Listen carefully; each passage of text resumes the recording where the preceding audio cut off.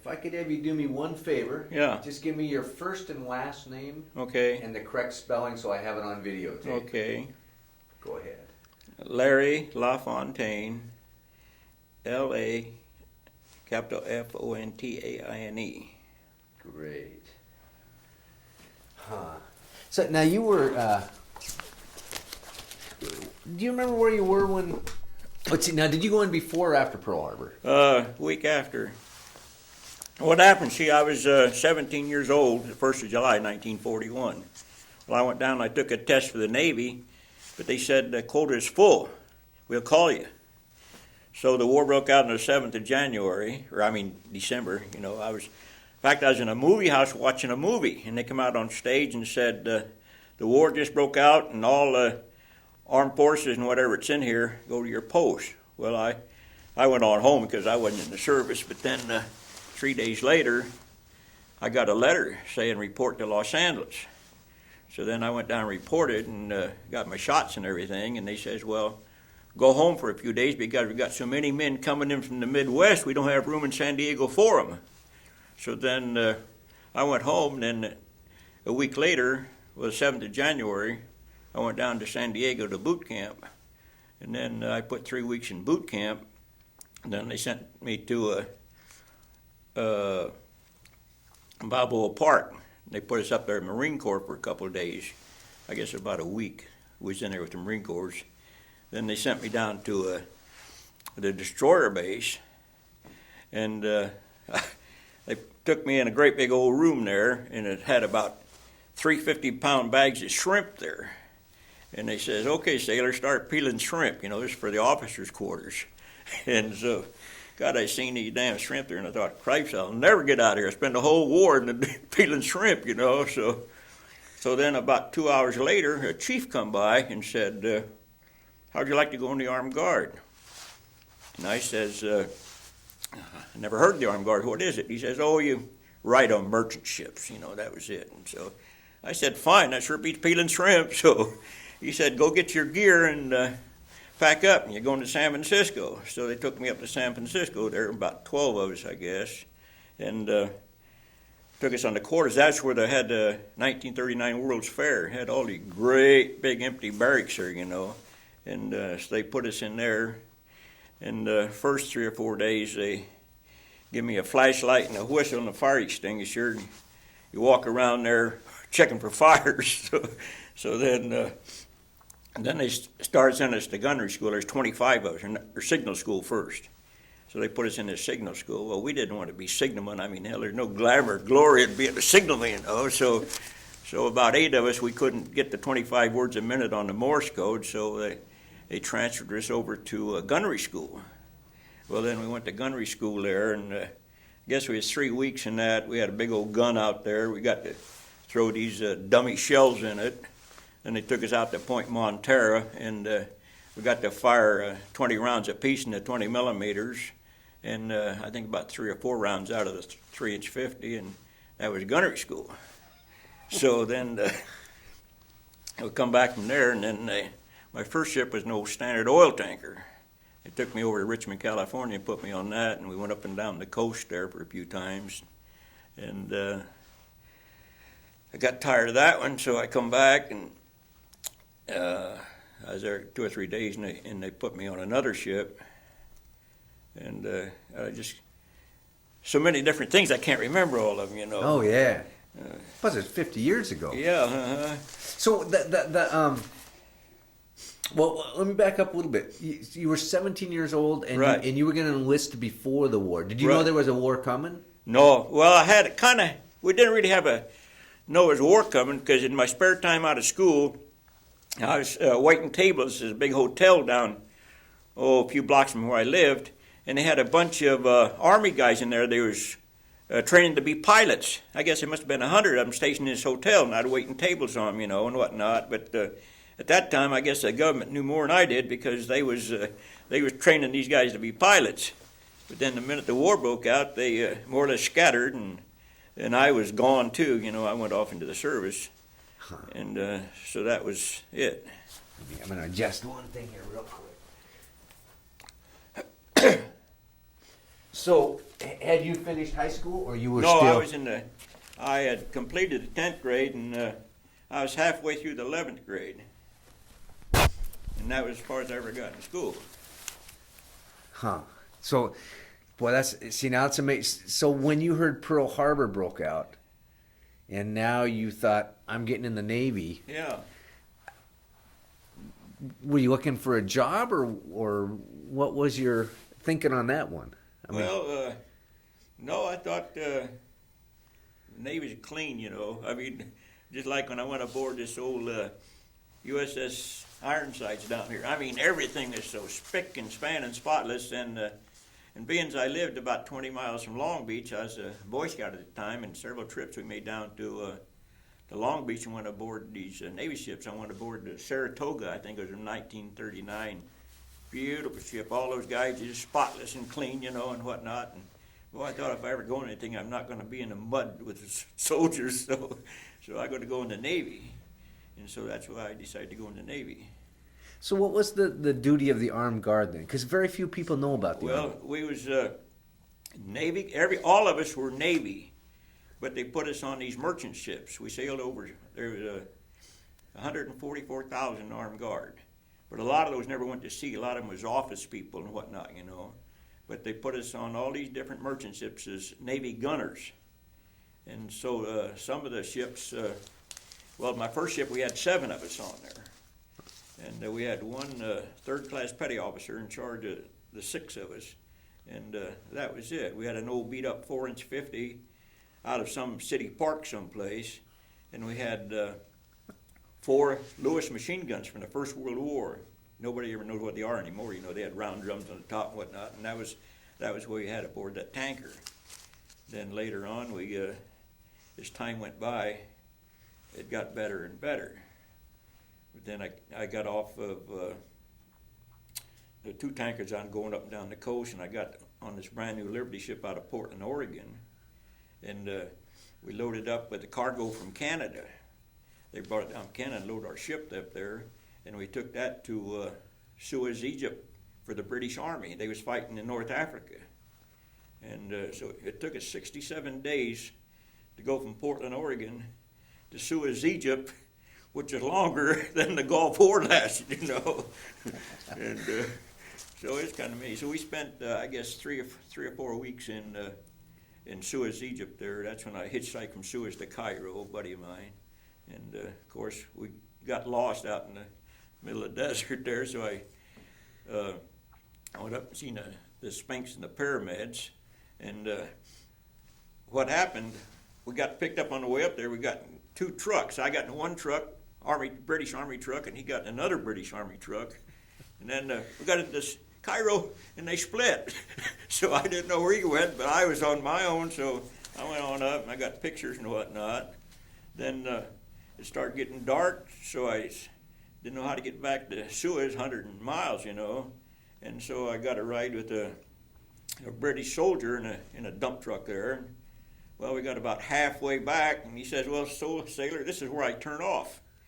So he said, my camp's about 10 miles down here. I said, well, yeah, I'm not stopping out here. I'm in a 12-foot wide road right out in the middle of the Sahara Desert, you know. And so I went on down to their camp. They was Scottish Highlanders. They had been there for 7 years fighting the Germans and whatnot, you know, in different places. And so they took me down to their camp, and they gave me a blanket, and I slept on the desert all night.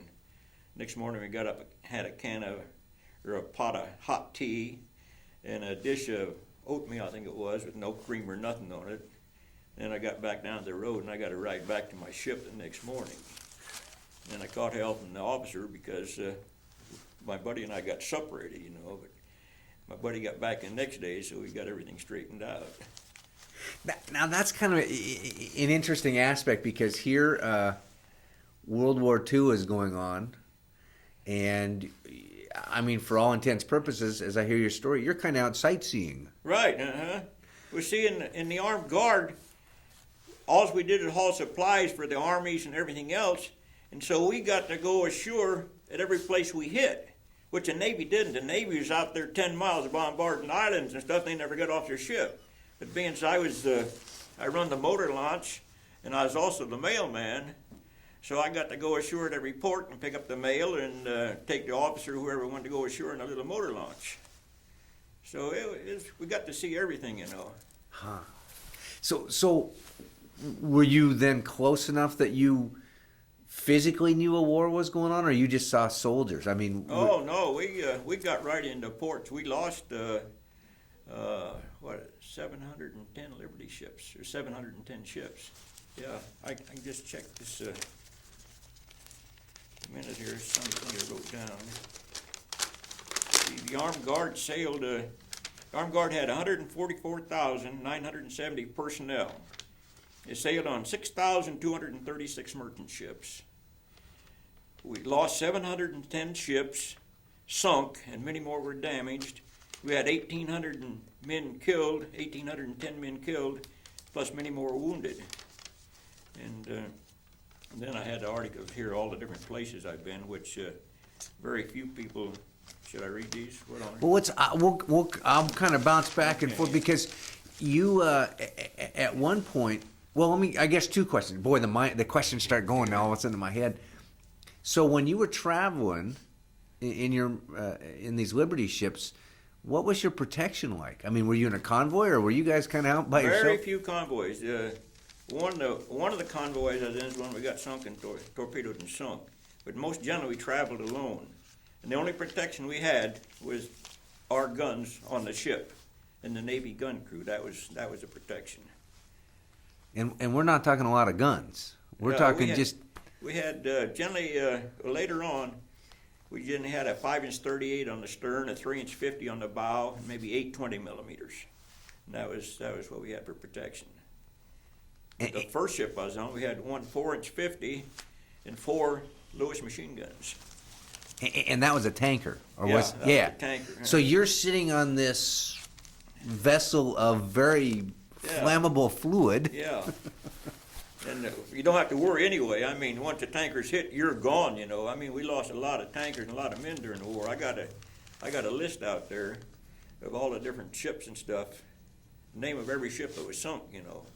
And there was a lot of guys killed. I mean, you've probably seen these pictures of victory at sea and stuff. A German submarine hit a tanker, it's gone.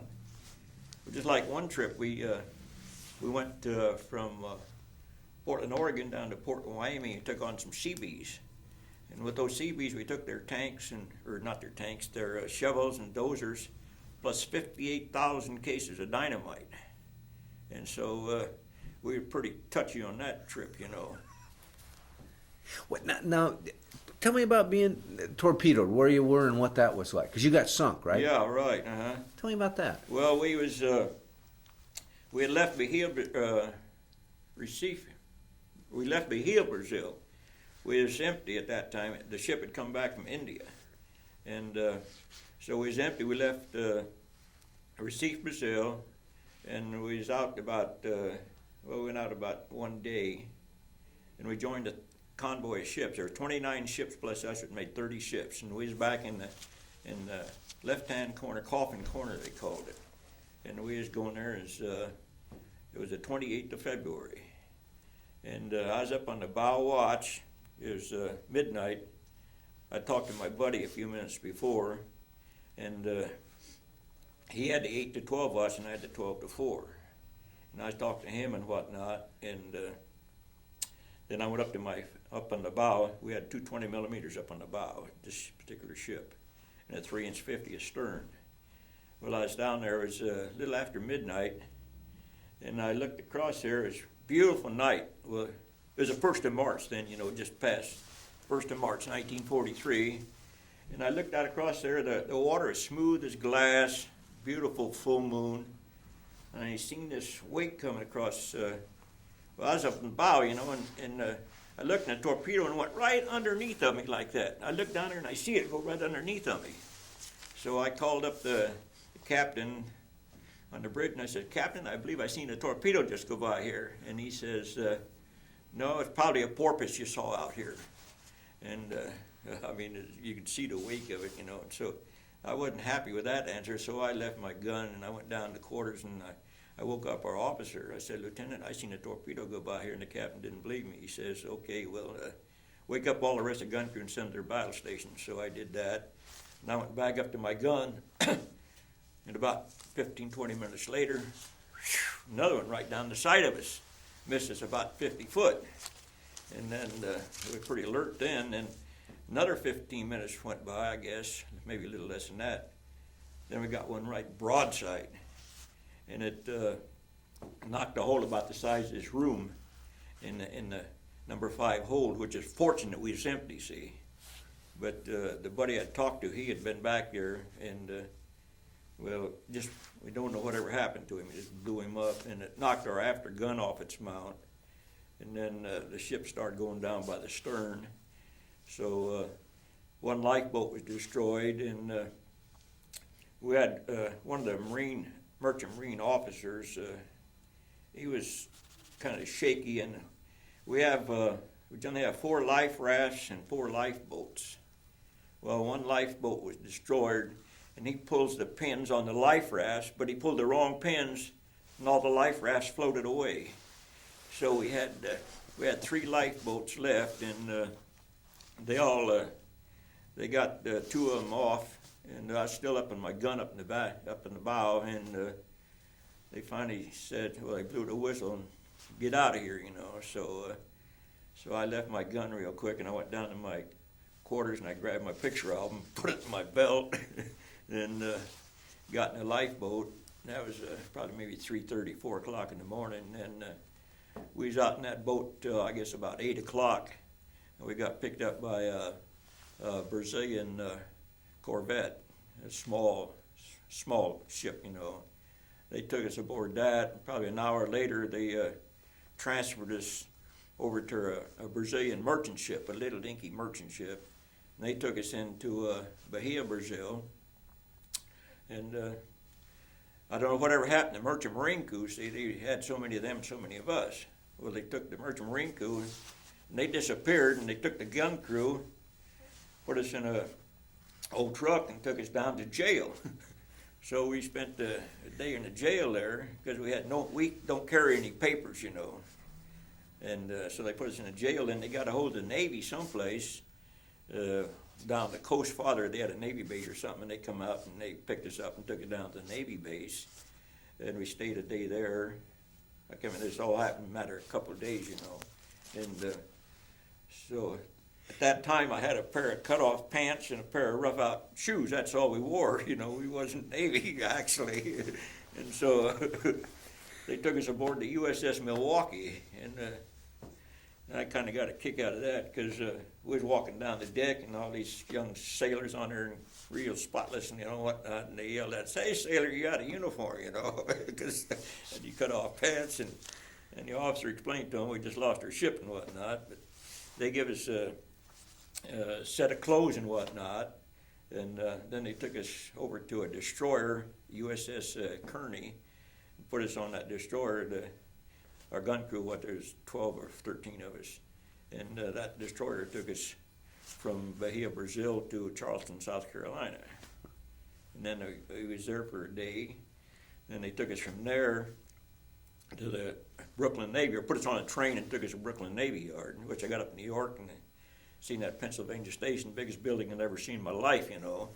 And then somebody met us there, and they took us by subway, I guess it was, or whatever, to the Brooklyn Navy Yard. Well, we stayed there for 3 days, and they says, well, anybody that lives west of the Mississippi, pay your own way, you can go back to the West Coast. And so it cost me, I think, $37 on the train, my own money, to get from New York out to California, you know, to Treasure Island again. So that was, well, they give me a 30-day survivor leave to get there, you know, so then I got back there again.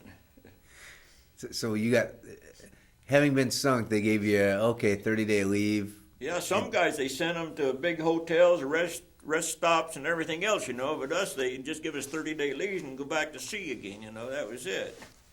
And that was the difference between the armed guard and the RN, the regular Navy. Yeah, Then I got my leave, and I went and visited my folks, and then I was back to Treasure Island at the end of my 30 days, and they sent me to Seattle, and put me on this old World War I Hog Island freighter.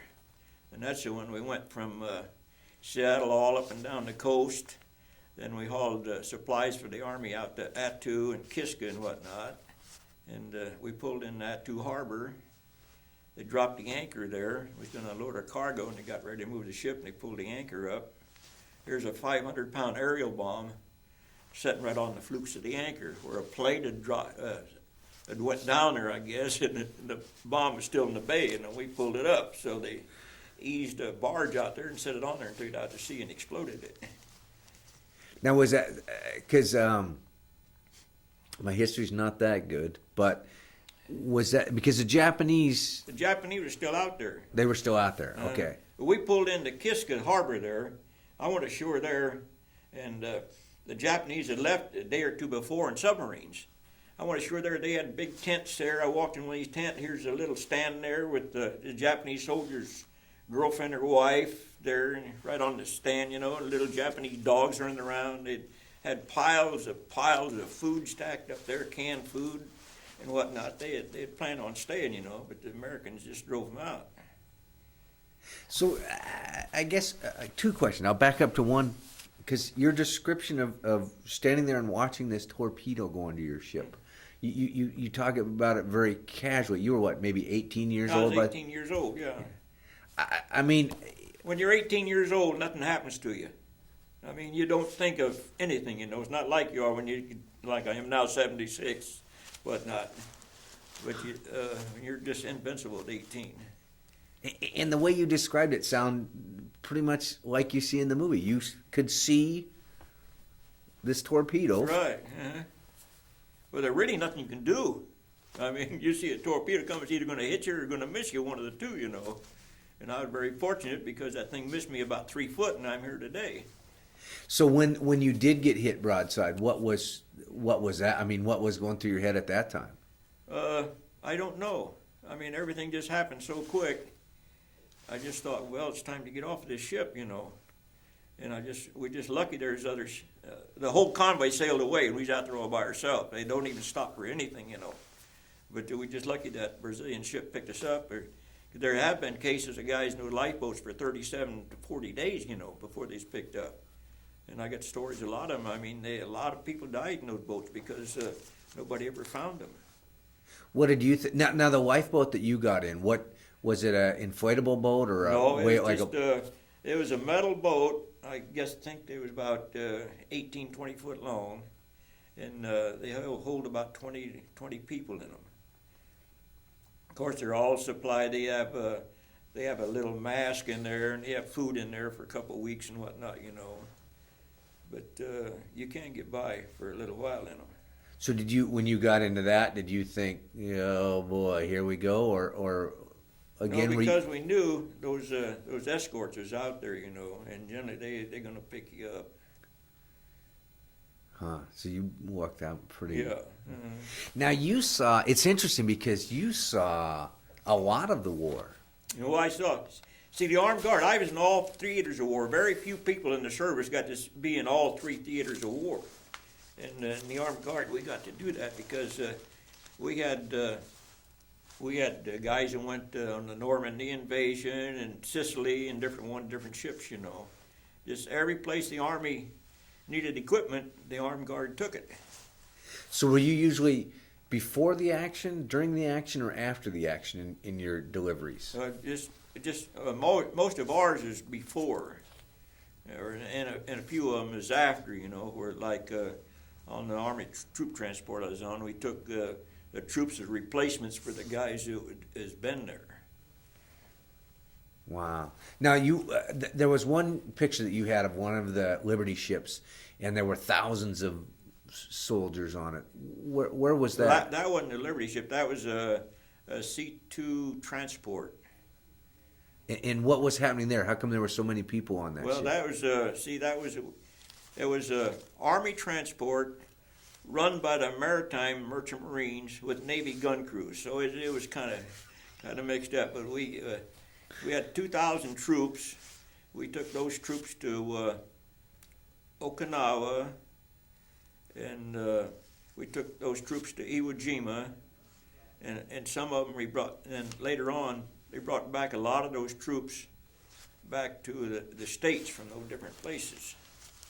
So you bringing back wounded and No, no wounded aboard our ship. Wounded come back on the hospital ship. We had just troops that could go with themselves, you know.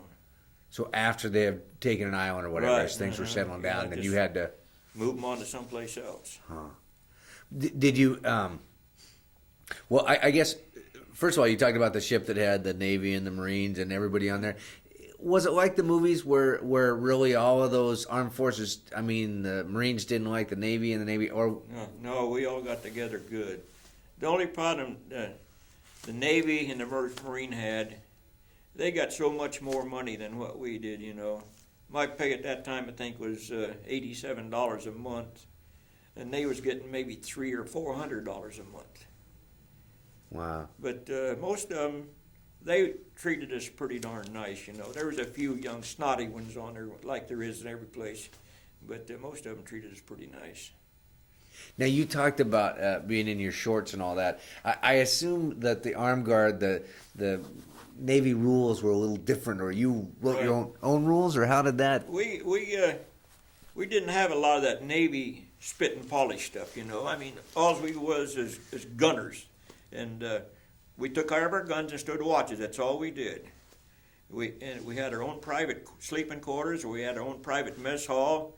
You go in there and sit down at your table. You had a big menu up on the wall there. You order what you wanted, and they bring it in to you and whatnot. I mean, it was just like being at a big hotel. You know, I mean, I loved it. There was no better place in the Navy than being in the armed guards, except maybe the submarines, you know, which I wouldn't be in.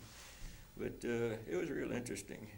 So how big of crews did you have? I mean, how many people were on these ships usually? Well, just in the gun crew, well, just like I say, the first ship was 7.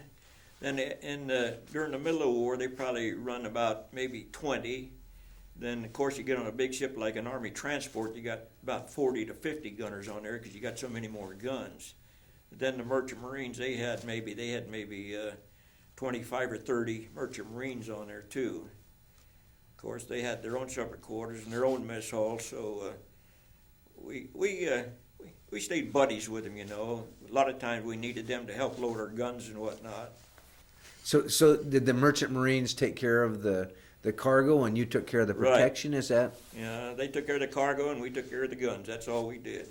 Huh. And we stood watch it. Many times we stand 4 on and 4 off for days at a time, you know. And just like when I was up in Alaska, 4 on and 4 off up there, and it's 80-degree weather, wind blowing 100 miles an hour, you know. I don't mean 80-degree, I mean minus, you know. Yeah, it was this one old ship I was on. It was so damn cold. It's like I said, the First World War ship. And there's 4 of us in a little room there. I guess we had about a 12 by 12 room. 4 of us in there. We had an old steam radiator. And that radiator would leak water all night, and it would freeze a half-inch of ice on the deck of our room in there because it was so damn cold. And I'd sleep with one mattress on top of me and one mattress underneath of me, try to keep warm. Then the Navy, they didn't have any good foul weather gear, so they gave us some foul weather clothes out of World War I submarines, which didn't keep us. But I got pretty smart on that. I met an old Eskimo there, and for $35 I bought a beautiful parkie and a pair of sealskin pants and mucklucks and dogskin gloves. And I could wear a T-shirt to keep warm, and these other guys, they was walking around with all their old clothes on, you know. Yank ingenuity. Yeah. Huh. So, it's interesting. Now, I assume a lot of times when you took off going somewhere, you didn't know where you were going. No, we didn't. The captain did. Or a lot of times he didn't know at first because they go so far, then they break out their orders where they're going. But generally when we loaded the cargo, you know, just like the cargo we loaded in Portland, Oregon for Suez, Egypt. Well, we had 3 miles of railroad track. We had a lot of flat cars on there. And these flat cars, English-type flat cars, they got 2 big round things on each side, and they got a chain hook them together, see? They don't have the kind of couplings Americans have. So we had an idea there what was going to happen. We was going someplace, you know. But then we had tanks on there. We had I can't remember, tanks, we had Spitfire airplanes, and we just had so much. We had, I guess, about 3 foot of freeboard. That's the amount of ship above the water, you know, is so heavy loaded. And we got caught in a storm in the Indian Ocean, 60, 70-foot waves, that old Liberty ship. I mean, we just up and down, up and down. We made 5 miles in 3 days, just going up and down like that. And lucky it didn't break up. Later on, when that storm cleared up, we seen pieces of wreckage floating all over the damn ocean out there. I guess 1 or 2 ships must have broke up or something, because several of the Liberty ships broke up and sunk, you know. But we seen a big section of these pontoon barges. You know, the Army made great big steel sections of barges bolted together. Well, the whole ocean was floating with these damn pontoon sections out there. Well, that's interesting, because when you got near different places, I assume things that happened on the beach or whatever, maybe. So was there a lot of different debris out there from the war? Not too much. No, because generally, well, I don't know how to say it, but everything that was usable was collected and used, you know, except out in the ocean out there where you couldn't do nothing. Huh. Wow. Boy, the seas, that just... I mean, it's rough. I mean, straight up and down. They go up one of those crests, and that damn prop would just scream, you know, come out of water and start down another one like that. And nothing we could have done if something happened to the ship. I mean, you're dead right there, because nothing you can do in a seas that big. Wow. It's interesting, you know, you didn't know where you were going before you went, and you could kind of maybe start guessing as you went along. But the fact that sometimes you were bringing in supplies before something happened, you sometimes had an eye on the war before the soldiers knew what was. I mean, you took over to Cairo or over to, I don't know, did you end up at Normandy or any of them? No, I never got to Normandy. Some of the guys did, but I never got over there. Iwo Jima? Yeah, I was out at Iwo Jima. I know I got to go ashore there, and the first thing I did, I got on the beach, I sunk clear up to my knees in the volcanic ash. It's real coarse volcanic ash. See, all the action was over with by the time we got in there, because we was hauling supplies in for the Marines that are still there, and I got to go ashore there. I went in a few of those caves there. They had underground tunnels, and God, I went in one there. I don't know how far underground it was, but it must have been 300 or 400 yards long, and it's just so wide, it's real short, so high, and about every 3 foot they had a dugout on the side there where these soldiers would just live and sleep right inside those tunnels. And later on, I had read in the paper several years after the war was over that they had opened up when they found over 1,000 men buried inside this thing, because they was trapped in there when the fighting was going on, you know. Wow. What was that like? I mean, especially to get to Iwo Jima after a lot of when you walked on there, what do you remember what your feelings were? Or? Well, you could still smell stuff. Iwo Jima had sulfur pits and stuff in it, you know, and I guess there are dead bodies or something in there. You could still smell it, but there was tanks and stuff sunk all over there. Right alongside of where our ship was, there was a bunch of concrete barges they'd sunk. I guess they'd brought these barges over from the States. It was all made out of concrete, and they sunk them right there in the beach and used them as landing ports, you know, so they could unload stuff. But I walked around it for a while, just like that's where I got the pictures of the Marines there, the cemetery. I mean, they had a lot of Marines killed on Iwo Jima. And later on, I guess they took all the bodies and shipped them back to the States in different places, because I seen a few years ago they had the Japanese and Americans got together, and they had a reunion over there, but I didn't see any graves or anything in that picture. Huh. Is it something that at the time you have a concept of the death, or is it you just kind of shut that out as a young kid and think there's just a war going on, and you... I mean, it seems to me that it would be very scary to be in that environment. And well, yeah, they was the enemy. I mean, all the propaganda and stuff you hear, I mean, you hear all kinds of stories. It's just like that one deal there where they sunk this American ship and took everybody aboard it, all the survivors off the ship, and made them walk across the submarine deck tied up and beat them with clubs. Then a plane come and they dove, and these guys, they died, I think 6 of them survived to tell the story and whatnot, but that's just some of the atrocities that happened in the war. Did you lose friends in the war? Well, I lost a real good buddy, the one that was aboard my ship that got blown away, but he was the only one that was really killed, And he was young. He was, I guess he's about 2 years older than I was. He had a little 3-year-old daughter at home and whatnot. But then I tried to find his folks, but I never did ever locate them. Right after the war, you just want to forget everything, So it just gets out of your mind in later years. You start getting in contact with different ones. Now, the ones I've tried to get in contact, I've only found one fella that I sailed with, and most of them are dead. I mean, they're dying over 100 a month, out of the armed guards. So there's we have a little paper comes out, and every 3 months they got a whole page of the guys that have died in that period. Because just like me, I'm going on 77, and I was one of the youngest guys in the service.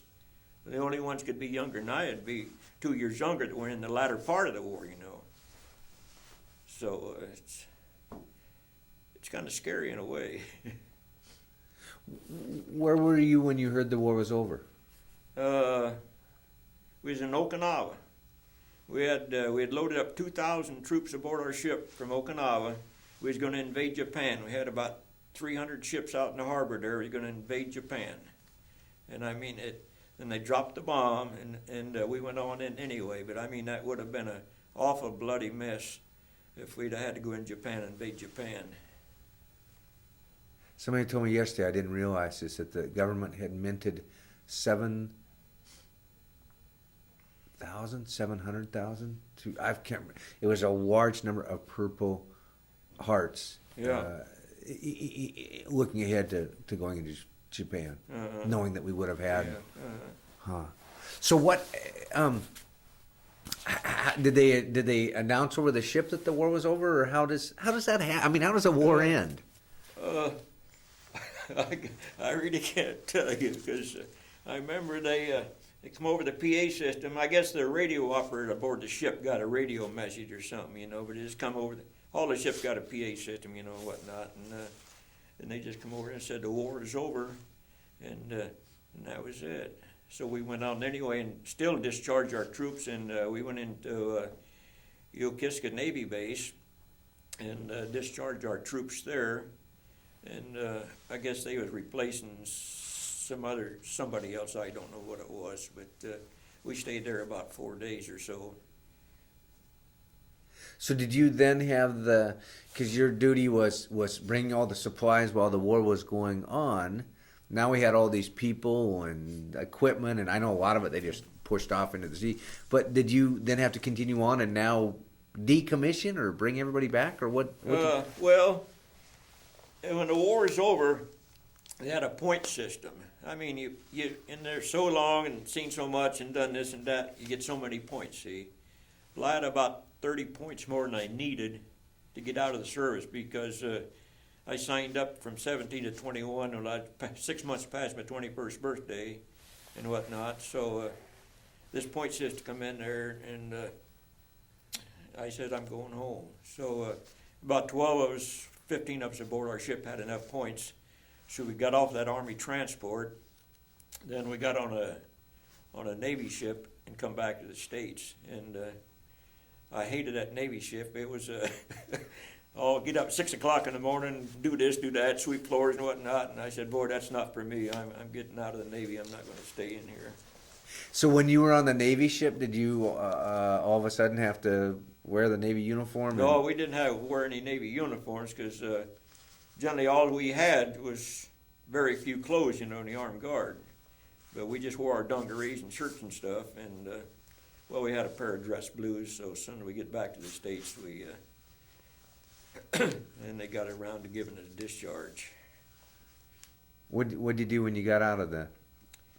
Well, I worked out here in the reserve fleet for about 6 months, and then I worked in a logging camp and whatnot, and I thought, well, there's no future in this stuff, so I'd got discharged in Bremerton.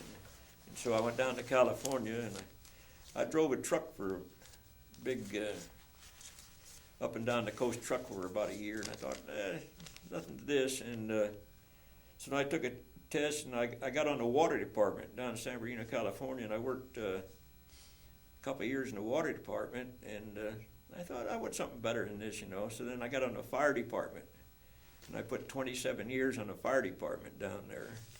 Well, I retired in 1976. Oh wow! So I've had a fun life, you know. Everybody can't have that. How much do you think World War II changed your life? Well, it completely changed it. I mean, here I was 17 years old in 11th grade in high school. I had no idea what I would have done. And I thought I wanted to go in the Navy, even peacetime, you know, but the Navy showed me what the Navy's like after I got in there. So you don't know what the future holds, you know. So what can you say? Were you one of those ones that basically went in a kid and came out growing up? Yeah, real fast. Huh. Yeah, when you get out there in that water, I mean, when you're a kid, everything's so much different. Nothing's gonna ever happen to me, you know. But then you start seeing dead bodies and stuff and whatnot. And you thought, well, it comes to me. I'm glad it's him and not me. I mean, that's the attitude you get, you know. And it's maybe not a good attitude, but that's what keeps you going. Huh. What oh, my mind just checked out on me there for a second. A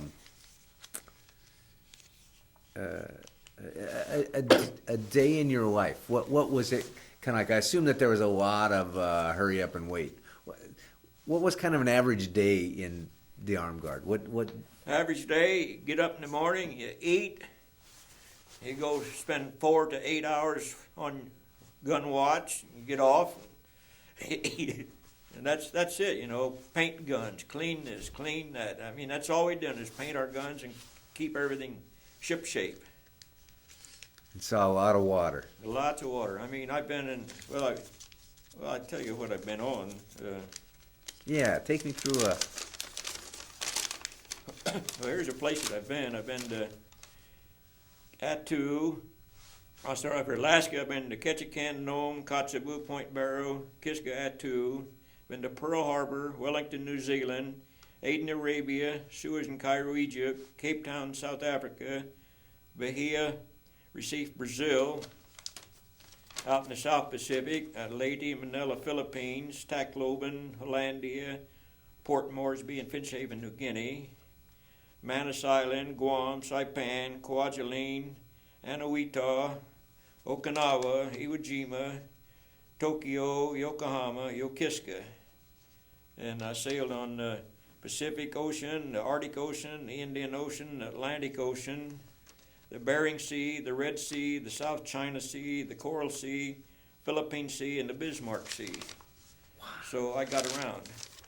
All in about 4 or 5 years. Yeah, 4 years. Uh-huh. Wow. I mean, I spent all my time on the ocean, you know. I wasn't one of these guys that spend 6, 8 months at a time in some office someplace. Boy, that's amazing. Because you did. You saw a majority of the war. Yeah, and no way in the world could an average citizen ever do this, you know. It would have cost you thousands and thousands of dollars to take these little trips. How many of those places, of those cities that you mentioned on there and countries that you mentioned, how many of those did you even have the faintest knowledge of before you joined the Navy? Nothing. I'd heard China and different things, but I never got to China. But I had no idea. You know, when you're a young kid in school and you read this history book and stuff, your mind wanders off. God, it'd be nice to be able to see that country. But I never ever dreamt I'd see all these South Pacific islands. And some of them are beautiful, you know. course, I understand now that they all got big Hilton hotels and everything else on them. So, but it was nice walking along the beach out there in New Guinea, different places, and see all these beautiful little shells along the beach and beautiful white sands, coconut trees. So what were you doing in New Guinea? What was your task down there? Well, we hauled supplies in there, and we stayed there about 35 days waiting for orders to leave, see. So we just, that's what we done, just sit around there and take a motor launch over the shore and wander around and check out the islands. Be very careful where you go and whatnot, because there's still Japanese on there. Huh. But yet you were a war tourist. Yeah. Now I noticed you had, and I saw a gentleman yesterday, and I didn't ask about this. You had it was a beer token for 3 beers, and you. Oh yeah, they give you those deals because you're only allowed 3 beers at a time, so you won't get drunk. See. And where was that? That was from in Japan somewhere, I think. Yeah, Yokosuka Navy Base. So did horse trading go on for? Oh yeah.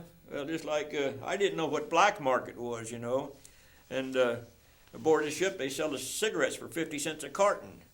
Well, I had to go in Manila to pick up the mail and whatnot, and I had 10 cartons of cigarettes I bought aboard the ship. I mean, 50 cents a carton, that's $5, you know. And so I was walking down the deal there, and some guy, young guy, come over, and he, what you got? And I said, I got cigarettes there. I was going to trade him off to a soldier or something. He says, what you want for them? I says, I don't know. He says, here, I'll give you $10 a carton for them. So, God, I'd never seen that much money in my life, you know. And so I said, fine. I had no idea it was black market or nothing, so I just took my $150 and went back to the ship with it. But just amazing there. Then the Army, they had what they call these bubble blisters. They had big tubes of little spouts on them, different setting around different places in the street. You go in there and you can get a drink of water, Coke, or whatever they had in these things, you know. Oh, really? Huh. But this kid that bought these cigarettes from me, he pulled out a wad of bills like that, and I said, Jesus, where'd you get all that money at? I mean, 20s and 10s, you know. He says, when the Japanese come in here, they took the American money out of the bank and threw it out in the street, and I went out and I saved it. And so he had all kinds of money, you know. He says, I got a nice Harley Davidson, too, but it's buried under my house. So was there, and I know this is the Korean War, but on the TV show MASH, you see radar, and they're always somebody swapping this and negotiating that, and they need parts, and so was there a lot of that went on, too? I mean... Oh, not too much so with us, because we didn't have access to anything hardly aboard ship, you know. Of course, sometimes a soldier would go off and they'd leave a rifle or something on there. But it got to the point now they'd say, well, we're going to go back to the States, they're going to search everything, take everything away from you, you know. But So when you took a plane over, or a tank or whatever, the full tank ended up getting to where it was going. There weren't parts missing. Oh, no. The only thing we missed in that one trip we took up to Alaska, we had all the supplies for the Eskimos up there. And the Navy gun crew got to help unload some of the cargo up at Point Barrow, because there wasn't much of us, many guys aboard the ship, you know. But a lot of the merchant marines got down there and they broke into all the whiskey and stuff. The time we got down there, of course, the merchant marine, you know, they're a lot older, most of them older, 35, 40-year-old guys, you know. They know the ways of the world, but us young 17, 18-year-old kids, we didn't know much about that. But God, the whole inside the ship be lined with empty whiskey bottles and stuff like that. Well, what did it, did you ever get a chance for, I mean, you hear of the in the movies you see the R&R club, the officers and the enlisted men, and they get to go somewhere and have some entertainment and all that. Did you get involved in any of that? I mean... Oh, we got to see some, just like when he was out in, I think it was Manus Island someplace. Bob Hope come out there, you know. They had a little stage, the Army built a stage for him. He could get a show on. We'd go out there, they have old split coconut trees. You sit on the trees, whatnot, and then you're sitting there watching Bob Hope put on his show, and all of a sudden you hear a little something drop in the background. You hear a Thompson submachine going off or something. They think a Jap's out there or something. You do a big coconut falling out of a tree. But or then it'd start pouring down rain, which it rains a lot in the tropics.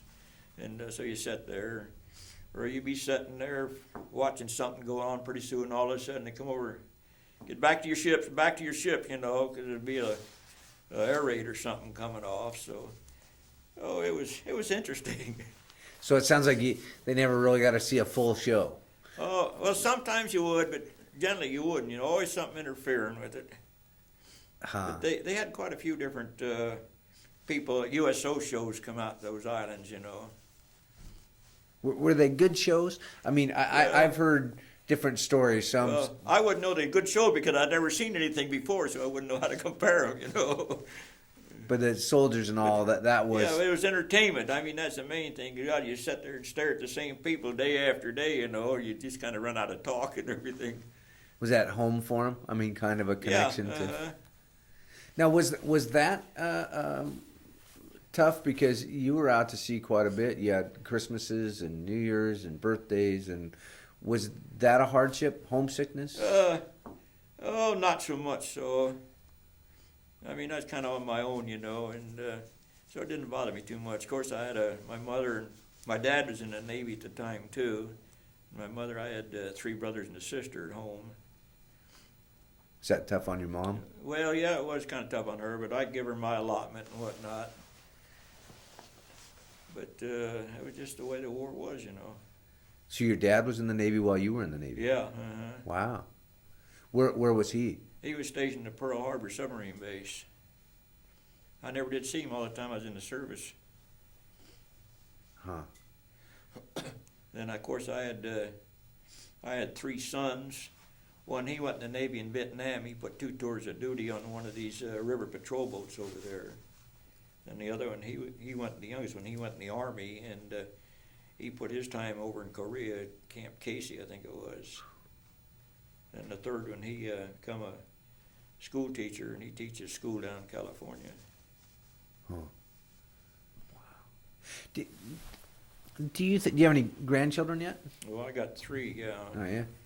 2 of them, one of them just got out of the Army, and the other one's still in the Army. He's in the combat engineers. He's stationed in Hawaii right now. They didn't listen to Grandpa to learn to, No. stay out of the dirt, get in the Navy. Right. A lot of people like that terra firma, but, I don't like those foxholes.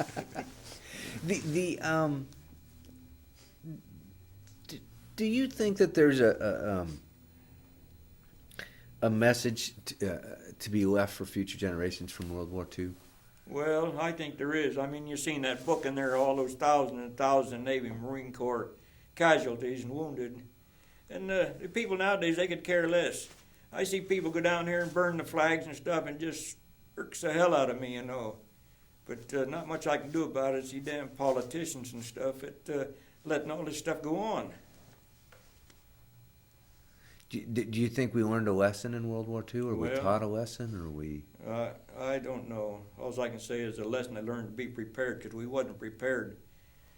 I remember when I was a young kid down in California there at the time, the Japanese over here, they hauling tons and tons of steel. We was giving them steel, they taking back over there, and they making shells and tanks and stuff to shoot back at us. And it seemed like this whole country runs on greed. I mean, it's how much I can get out of it, That's the impression I get out of it. That's somebody yesterday was talking about a war really being what can I get out of it? Yeah, I mean, that's where the war started, whether it be oil or whether it be money or, huh?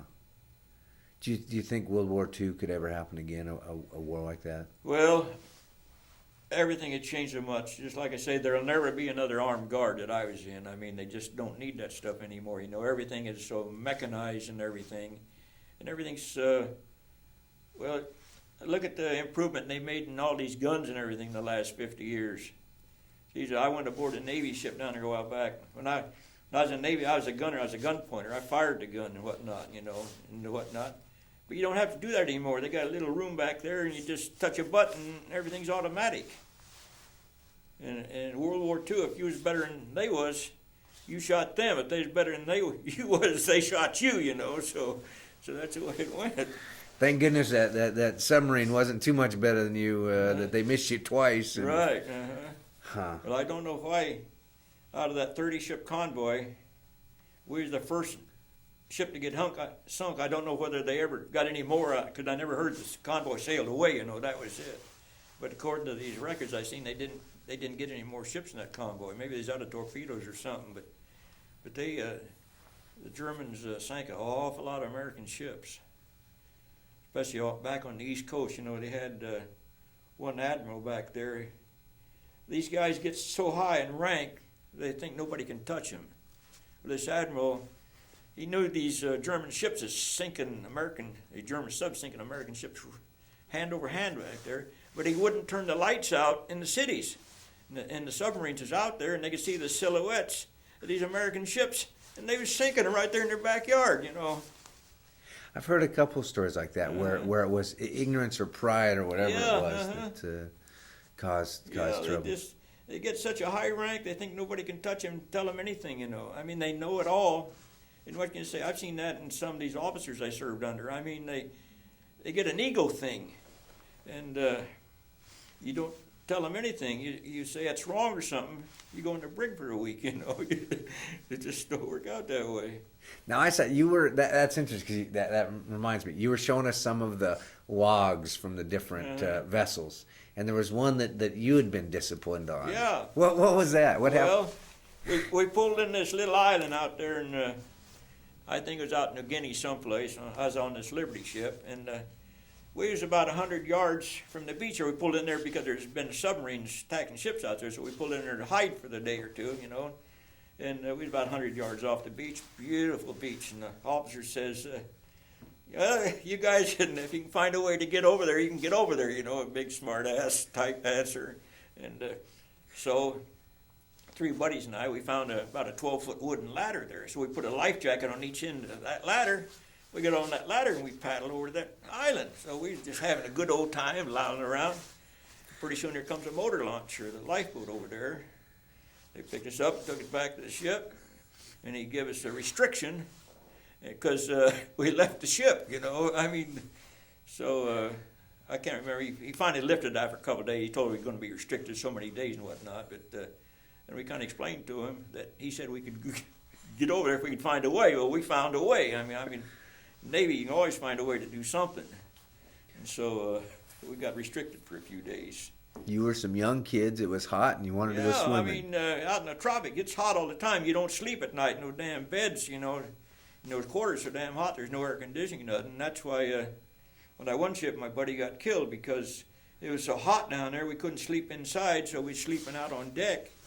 And we just happened to pick the wrong spot to sleep, But many a time, I had a hammock. In those days, the Navy used hammocks.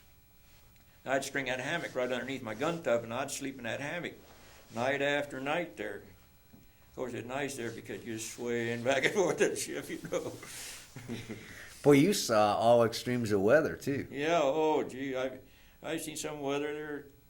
I'd never want to go through it again. I took a trip a few years ago, the Armed Guard, we had a reunion up in Seattle. We took a trip from Seattle to Vancouver, or Victoria, rather. 3 hours on that ferry is more than I even wanted to. I just couldn't hack that water anymore. Because it sounds like the Navy didn't actually really prepare you that well for those extremes, at least early in the war. No, they didn't. Nothing. They just, they just figure we'd expendable, put you on the ship, and if it gets sunk, we find somebody else to take care of it. But like I say, nobody knew about the Armed Guard hardly, and like I say, Patty Murray was trying to put in for a medal for the Armed Guard because we didn't get the medals and stuff the regular Navy got, But it's still in the process back in Washington, D.C. That's interesting that they delineated the Armed Guard out because, you were Navy. You just were on different vessels. Well, just like 2 months ago, they sent me a ribbon, a combat action ribbon for being in combat and stuff, They didn't issue that stuff in the war. Just 3 years ago, they sent me all these other medals I got. Huh. But they hardly had any records of anything we done. You know, the only records we got is what that officer wrote down in that book, and if he didn't write nothing down, there was no record of it. Boy, and if you were to take the armed guard away, I mean, there would be no supply line, basically. No, see, the armed guard, they had a little bit in World War I. I think they had about 300 or 400 ships in World War I. But like in World War II, we had 6,000 ships. And all different nationalities. I knew some guys, they sailed on Dutch ships and some on Indian ships. I said, God, I never had so much curry rice in my life, you know. But the American ships is pretty nice, most of them. Of course, we have one guy in our VFW group. He was a armed guard, but he was a pharmacist mate, and he sailed on I think a Lure line, one of these 5,000 men transports. That's all they done during the war, just go back and forth in that big transport, you know. But I enjoyed every minute I was in there at that time, because I didn't know any better, and it was a big adventure. What were do you remember some of the unique cargo that you might have taken? I mean, Cargo? Yeah, it sounds like you had a wide variety of materials. Oh, everything. I mean, just like that trip we made to Suez, we had all those tanks and planes and everything, and down in the hold we had hundreds and hundreds of flour sacks full of flour, you know, and whatnot. And we was about a half a mile out off the shore there, maybe a little less. They bring these lighters, barges alongside, and these Egyptians, they come up there, they'd unload the cargo. And they all wore these nightgowns, you know.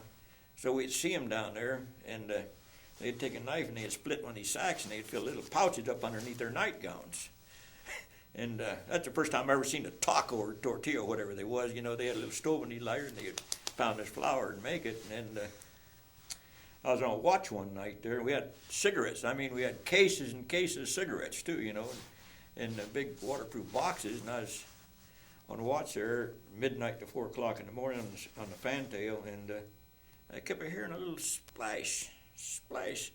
I looked, and here's one old Egyptian over here. He was throwing these cases of cigarettes over the side, and he had a buddy in a boat way behind us there, picking them up, you know, and whatnot. So I called the officer up, and I says, damn, they're borrowing cigarettes from us, you know. He said, well, can't you stop that? And I says, yeah. And I just took my .45 and I fired a magazine back at the little boat. Of course, I don't think I hit anything, but at least it stopped the cigarettes, you know. Then at nighttime we had, each porthole we had these outside quarters, and we had a porthole there in our quarters, and had a little guard on it. Well, we watched them, they'd reach in there, everything is loose. They could reach, they grab it, so we takes the guard off our fans, turn it on full blower, and put it in there at nighttime, you know, and you see this head come in there. But they steal everything. We had a big cook aboard our ship. He must have weighed 250, 300 pounds. Well, he went ashore and got drunk, and I had to take the boat out at about midnight to go over to the beach and pick up these guys who went ashore. He's laying there dead drunk on the beach. They'd come and stripped all his clothes off from it. There he was, barefoot naked, you know. Oh, it's really thieves, you know. I'd steal everything. One night there, well, we was anchored at a little town called Tufik. It's about 10 miles out from the mouth of the Suez Canal there. And I was going back from Suez to where I got aboard the ship there. This British soldier picked me up in this dump truck. And, of course, there's driving the right-hand side, you know. And I says, what you hauling? He said, I got a bunch of hams and bacon back there I'm hauling down to camp. And he said, well, who's that guy in the back there? He said, what guy? He looked back here, there's an old Arab. He's throwing hams and bacon off the side of the road. He says, hold the steering wheel a minute, will you? So he just stuck out his, well, but he just reached back there and shot the guy right off the truck and just stopped the thieves. But, I mean, there's so many things going on. They could even go down in the airport place there, and they try to steal the parachutes, you know. I mean, what I seen, everybody got their finger into something, you know. Yes, it seems like there would be that. Just well, they only made 7 cents a day for unloading our cargo aboard the ship, you know, so that, and life meant nothing to them people over there. I mean, I've seen, they said some people out there, it's so badly sift up and whatnot, they just take them out and shoot them because they got no medical facilities for them. Wow.